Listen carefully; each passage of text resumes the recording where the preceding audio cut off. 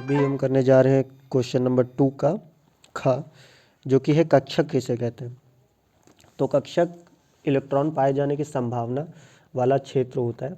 अब इसको समझने के लिए सबसे पहले 2 के खा में हमको शेल या कोश, ठीक, इसके बारे में जानते हैं। हमको पता है हम एटम जब बनाते हैं तो हम ऐसा सर्कल सर्कल बनाते चले जाते हैं और हम क्या कहते हैं कि पहले में 2 इलेक्ट्रॉन भर दो, दूसरे में 8 इलेक्ट्रॉन भर दो और तीसरे में 4 और 4 8 इलेक्ट्रॉन भर दो, तीसरे में 18 इलेक्ट्रॉन भर देना, एंड सो ऑन भरते चले जाना। तो जो इलेक्ट्रॉन है, अगर मैं तुमसे कहूँ कि पहला इलेक्ट्रॉन कहाँ होगा तो तुमको पता है कि पहला इलेक्ट्रॉन इस सर्कल में घूम रहा होगा। मैं तुमसे पूछूँ दूसरा इलेक्ट्रॉन कहाँ होगा तो तुम बोलोगे ये रहा दूसरा इलेक्ट्रॉन और ये भी इस सर्कल में घूम रहा होगा। मैं तुमसे पूछूँ तीसरा इलेक्ट्रॉन कहाँ होगा तो तुम इसके बाहर चले जाओ, तुम बोलोगे यहाँ पर कहीं घूम रहा होगा। तो तुमको फिक्स जगह पता है कि कहाँ पर है इलेक्ट्रॉन। लेकिन जब तुम कक्षक की बात करते हो, ठीक, कक्षक मीन्स ऑर्बिटल, जब तुम ऑर्बिटल या कक्षक की बात करते हो तो तुम उसकी जगह को फिक्स नहीं बता सकते। तुम वहाँ पर टर्म यूज़ करोगे प्रायिकता, ठीक, प्रायिकता मीन्स प्रोबेबिलिटी। प्रोबेबिलिटी मतलब चांस कितना है, यानी कि इसका मतलब क्या हुआ, इसका मतलब ये कि पहले चलो प्रोबेबिलिटी वाला एरिया बना देते हैं। ये मैंने बनाया फर्स्ट, ठीक, फर्स्ट वाला शेल बना दे। अब जो प्रोबेबिलिटी ऑर्बिटल वाला कॉन्सेप्ट कहता है वो कहता है कि इलेक्ट्रॉन यहाँ हो सकता है, यहाँ भी हो सकता है, यहाँ भी हो सकता है, यहाँ भी हो सकता है, यहाँ भी हो सकता है, यहाँ भी हो सकता है, यहाँ भी हो सकता है, यहाँ भी हो सकता है, हर जगह पे। ये बहुत सारे इलेक्ट्रॉन नहीं है, बस कि एक ही इलेक्ट्रॉन अलग अलग प्लेस पर हो सकता है। जैसे यहाँ पर कहते हैं यहाँ पर इलेक्ट्रॉन फिक्स है कि इतनी दूरी पर ही घूमता रहेगा। लेकिन ऑर्बिटल वाला ऐसा कोई कॉन्सेप्ट नहीं है। ऑर्बिटल क्या कहता है कि इलेक्ट्रॉन यहाँ पर तो हो ही सकता है बाउंड्री पर, उसका मन करेगा वो नीचे की तरफ भी आ सकता है, उसका मन करेगा वो और नीचे भी आ सकता है। तो वो सारा एरिया जहाँ पर हमको इलेक्ट्रॉन मिल सकता है, कभी हमारा मन किया कि हम अभी देखने गए तो हमको दिख रहा है कि इलेक्ट्रॉन यहाँ पर है, हम 1 घंटे बाद टहलते टहलते आए, फिर हमने देखा तो हमने देखा यही इलेक्ट्रॉन यहाँ ना होकर के बल्कि कहाँ यहाँ चला गया, ठीक। फिर हम 1 घंटे बाद टहलते आए तो हमको पता चला नहीं अरे ये इलेक्ट्रॉन तो यहाँ चला गया, ठीक। तो ऐसे करके जब हम डिफरेंट टाइम जोन पर यानी अलग अलग टाइम पर हम जैसे जैसे इसकी फ़ोटो क्लिक करेंगे तो हमको दिखाई देगा कि इलेक्ट्रॉन क्या है अलग अलग जगह पर है। तो हम उस पूरे एरिया को क्या करते हैं, शेड कर देते हैं। तो ये शेडेड एरिया को ही हम कह रहे हैं कि इलेक्ट्रॉन है।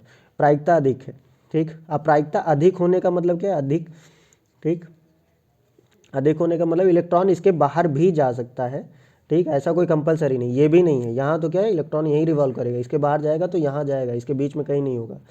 लेकिन ऑर्बिटल क्या कहता है, कक्षक कहता है अगर इलेक्ट्रॉन यहाँ पर है तो इसके बीच में तो कहीं हो ही सकता है, इसके बाहर भी जा सकता है, लेकिन बाहर जाने की जो संभावना है, ठीक, वो कम है, बहुत कम है, ये कह सकते हो 1% से भी कम, ठीक। और अंदर जो है वो 99% प्रोबेबिलिटी है, ठीक, उसकी संभावना 99% है कि वो अंदर ही रहेगा। तो हम वो सारे रीजन क्या करते हैं, शेड कर देते हैं और उसको हम क्या कहते हैं कि हमारा ऑर्बिटल है, ये हमारा एस ऑर्बिटल है। ऐसे ही पी अगर हम बनाए तो पी हमको पता है पी हमारा ऐसा बनता है। तो इसका मतलब क्या हुआ कि पी में अगर इलेक्ट्रॉन रखोगे तो यहाँ भी हो सकता है, यहाँ भी हो सकता है, यहाँ भी हो सकता है, यहाँ भी हो सकता है, कहीं पर भी हो सकता है। ऐसे सिमिलरली ऊपर भी कहीं पर भी हो सकता है।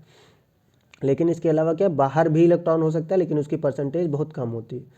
तो इलेक्ट्रॉन जो जगह बनाई गई है वहाँ सबसे ज़्यादा होगा, उस जगह के बाहर भी इलेक्ट्रॉन पाया जा सकता है, लेकिन वहाँ पर पाए जाने की संभावना क्या होती है, कम होती है। वापस आते हैं हम कक्षक की अपनी परिभाषा पर। तो कक्षक किसे कहते हैं, अधिकतम प्रायिकता वाला क्षेत्र जहाँ पर इलेक्ट्रॉन पाए जाने की संभावना सबसे अधिक हो, उसी को ही क्या कहते हैं, कक्षक कहते हैं। अब चलते हैं अपनी बुकिश लैंग्वेज की डेफिनेशन की तरफ। तो यहाँ पर हम आ गए ऑर्बिटल की परिभाषा या कक्षक की परिभाषा पर। तो इलेक्ट्रॉन तरंग की प्रकृति पर आधारित आधुनिक विचारों के अनुसार, तो इलेक्ट्रॉन तरंग प्रकृति क्या है, तो तरंग प्रकृति का मतलब है क्या है, इलेक्ट्रॉन ऐसा सीधा ना जा करके इलेक्ट्रॉन ऐसे लहराते हुए जाता है, उसमें एनर्जी, कभी वो एनर्जी का शो करता है, ठीक, एनर्जी का नेचर शो करता है, कभी वो पार्टिकल का नेचर शो करता है। इसको डुअल नेचर ऑफ इलेक्ट्रॉन कहते हैं। इसके बारे में ये कॉन्सेप्ट का पार्ट नहीं है, बस अभी के लिए इलेक्ट्रॉन के इतना समझ सकते हो कि इलेक्ट्रॉन क्या है, ऐसा तरंग के रूप में चलता है। ऐसा इलेक्ट्रॉन सीधा नहीं चलता, बल्कि इलेक्ट्रॉन क्या है, ऐसे लहराते हुए चलता है, ठीक है, जो वेव की तरह चलता है, एकदम जैसे लहर आ रही होती है पानी में, समुद्र के किनारे लहर आती है, ऐसा लहराते हुए, ठीक। तो उसी को ही इलेक्ट्रॉन की तरंग प्रकृति कह रहे हैं। उसी के अकॉर्डिंगली नई डेफिनेशन बनाई गई कि जो सर्कुलर कक्षाएँ हैं वैसा नहीं होता। सर्कुलर कक्षा मतलब हम गोला से बना देते हैं, गोले में भरा दे 2 8 18 32 करके इलेक्ट्रॉन भर देते हैं, लेकिन वैसा कुछ होता नहीं। परंतु परमाणु में नाभिक के चारों ओर आकाश विभिन्न प्रकार आकार आकृति और दिशा न्यास के त्रिविम 3 डायमेंशनल क्षेत्र है। इसका मतलब क्या है कि एटम प्लस चार्ज है और प्लस चार्ज के चारों तरफ जगह खाली पड़ी है। जैसे हमारा स्पेस में क्या सन है, सन के चारों तरफ स्पेस है और उसमें क्या अर्थ रखा हुआ है, मार्स है, ठीक, जुपिटर है, और सब क्या रिवॉल्व कर रहे हैं। वैसे ही प्लस चार्ज है सेंटर में और सेंटर के चारों तरफ जगह खाली है और उसके चारों तरफ 3 डायमेंशन में, ऐसा नहीं कि 1D 2D में ही घूम रहा है, 3 डायमेंशन में, यानी लंबाई के एक्स एक्सिस पर भी हो सकता है, वाई एक्सिस पर भी हो सकता है, जेड एक्सिस पर भी हो सकता है।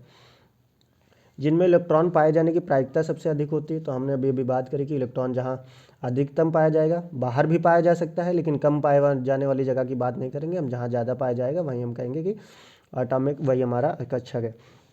अब ऐसा क्यों हम लोग कम वाले को क्यों इग्नोर कर रहे हैं, तो उसका रीज़न ये है कि जैसे हम लोग घर में आप किसी दोस्त से मिलने के लिए गए और हुआ ये कि आपको हर बार जाते हो तो आपका दोस्त आपका घर पे पढ़ते हुए मिलता है, लेकिन एक दिन हर महीने पूरे महीने आप गए, लेकिन एक दिन क्या हुआ, आप गए तो आपका दोस्त घर पे नहीं था, बल्कि बाहर क्या था, बाहर कोल्ड ड्रिंक पी रहा था, ठीक।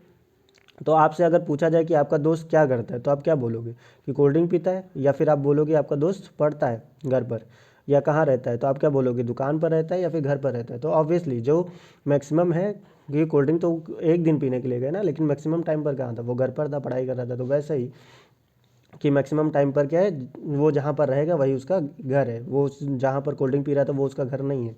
तो बस वैसा है कि इलेक्ट्रॉन जहाँ पर ज़्यादा टाइम के लिए था उसको हमने बोला कि वही उसका रहने की जगह है, उसको हमने क्या बोल दिया, ऑर्बिटल या कक्षा बोल दिया।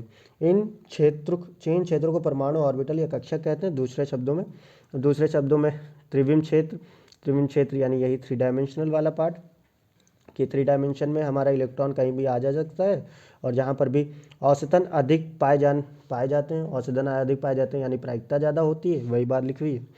ऑर्बिटल का केंद्र परमाणु नाभिक होता है। जैसे मैंने बताया कि प्रोटॉन सेंटर में रहता है, उसके चारों तरफ इलेक्ट्रॉन कहीं पर भी हो सकते हैं, तो वही केंद्र परमाणु नाभिक होता है। एक ऑर्बिटल कक्षा में अधिकतम 2 इलेक्ट्रॉन रह सकते हैं। अब आप बॉक्स बनाते हो ऐसा करके, पी ब्लॉक के लिए या फिर डी ब्लॉक के लिए चले जाओ, तो डी ब्लॉक के लिए आप 5 ब्लॉक्स बना देते हो। तो ये जो एक बॉक्स होता है, इसी एक बॉक्स की वैल्यू जो होती है वो क्या होती है, ऑर्बिटल होती है। ये सेकंड ऑर्बिटल, ये थर्ड ऑर्बिटल। तो एक ऑर्बिटल में हमको पता है एक अपर स्पिन, एक लोअर स्पिन, ऐसा करके 2 इलेक्ट्रॉन हम फिल कर सकते हैं। वही लिखा हुआ है कि एक ऑर्बिटल कक्षा में अधिकतम 2 इलेक्ट्रॉन रहते हैं, और जिनके स्पिन क्या हो सकते, दिशाएं विपरीत होती हैं, जो अपोजिट होते हैं। Thank you.